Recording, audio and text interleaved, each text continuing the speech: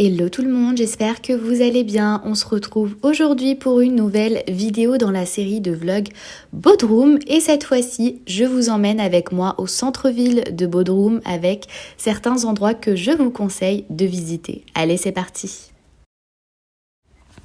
Et on commence avec la marina de Bodrum.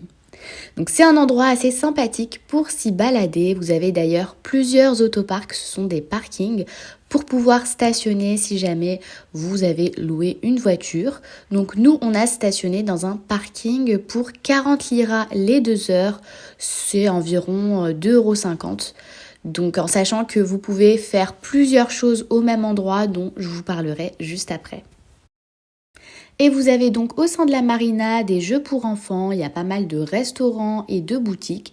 Et il y a également des sortes de stands pour tout ce qui est excursion en bateau. Vous pouvez passer la journée par exemple dans un bateau et on peut vous emmener dans certaines îles. Et au niveau des tarifs, vous pouvez avoir un aperçu des prix sur le site Get Your Guide.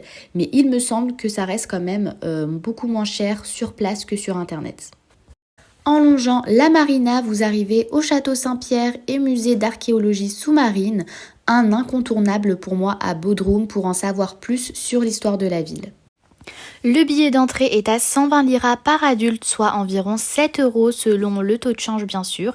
Et vous pouvez ajouter 75 liras pour un guide audio. Vous avez d'ailleurs le casque qui est fourni.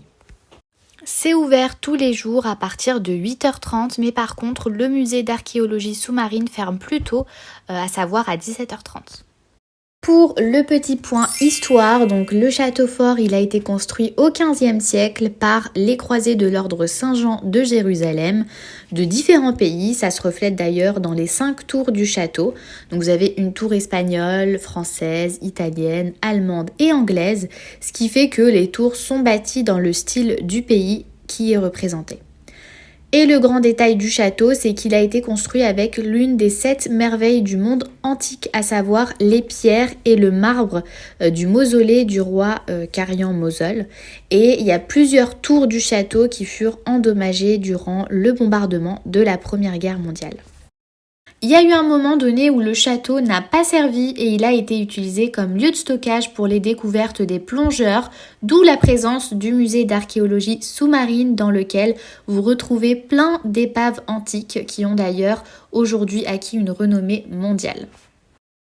Ce qui m'a étonnée, c'est pas que ça m'a surpris, c'est juste qu'on a retrouvé énormément d'amphores, ces sortes de vases marrons qui étaient très utilisés pour transporter et stocker le vin, l'huile d'olive et des produits alimentaires. Et on les retrouvait souvent à Bodrum, devant certains hôtels en décoration ou bien sur les routes, vous avez des petits amphores qui peuvent être vendus. Si j'ai quelques conseils à vous donner, c'est de ne pas y aller en plein après-midi parce que pour le coup, c'est ce qu'on a fait et c'était juste une horreur. C'était désagréable parce qu'il faisait super chaud. Donc essayez de favoriser la matinée, ça sera plus sympa pour vous. Pensez à prendre de bonnes baskets parce que même si on serait tenté de mettre nos pieds à l'air avec la chaleur, la visite est assez sport dans le sens où vous avez pas mal de marches. Et bien sûr, n'oubliez pas vos bouteilles d'eau.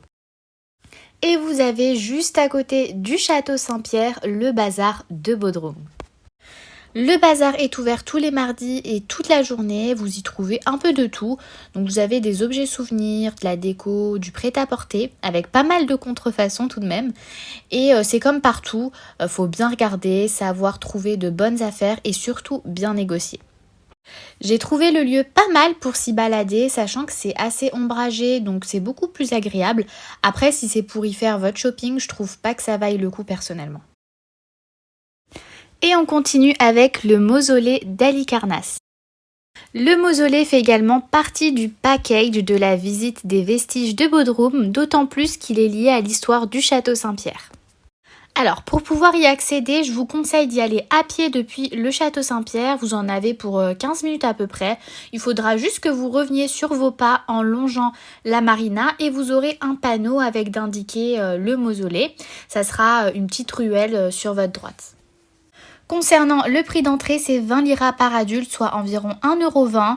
Le site, il est assez petit, donc ça se visite assez rapidement. Et c'est pourquoi, en fait, je vous conseille quand même de faire tous les lieux que je vous indique sur cette vidéo le même jour. Parce qu'au final, il y a pas mal de choses qui sont au même endroit. Et je pense que ça peut se faire quand même en une journée. Pour le petit point histoire, donc le mausolée, il a été construit pour le gouverneur Mosol à l'initiative de son épouse Artémise II, qui était aussi sa sœur. Donc à l'époque, ça se faisait. Le tombeau, il était tellement imposant, décoré avec des sculptures et des ornements qu'il a fait partie des 7 merveilles du monde antique. Et on peut retrouver sur internet que c'est d'ailleurs à la suite de ce mausolée que toutes les constructions de ce type se nomment mausolée. Et il a d'ailleurs été détruit en grande partie lors d'un séisme. Sur le site, vous avez une pièce qui a été aménagée où vous avez des maquettes sur la reconstitution du mausolée pour avoir un peu une idée de comment c'était avant, avec des panneaux explicatifs pour mieux comprendre l'histoire du lieu.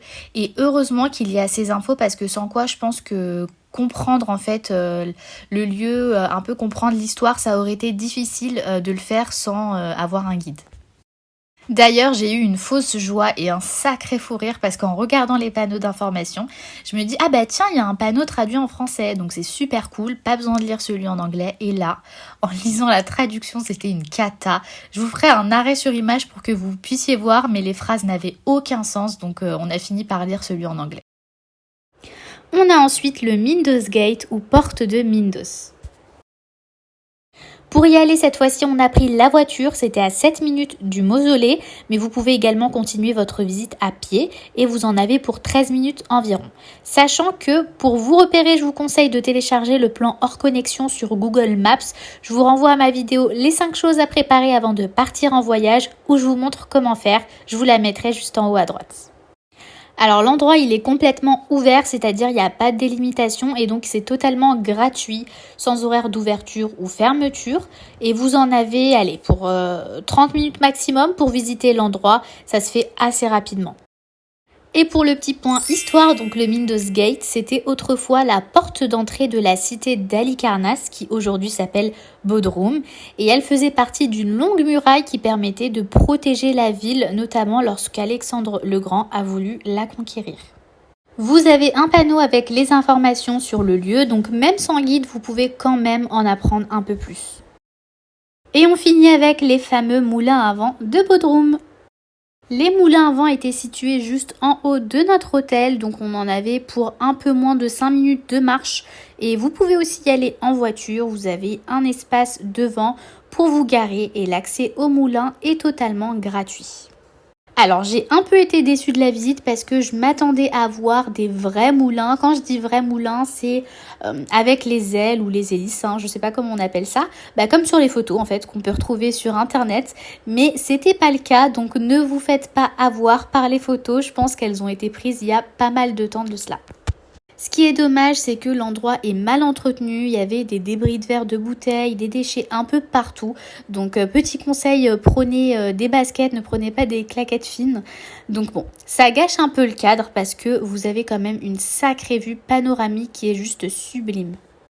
Alors pour résumer, donc la visite elle n'est pas indispensable. Enfin si vous venez pour les moulins à vent, honnêtement, je vais pas dire que ça vaut pas le coup parce que vous pouvez aimer au final, mais c'est vrai que pour la vue par contre je trouve que ça vaut le détour. Ma vidéo arrive à sa fin, j'espère qu'elle vous aura plu. Si c'est le cas, je vous invite à la liker et à vous abonner à ma chaîne pour ne rater aucune vidéo vlog.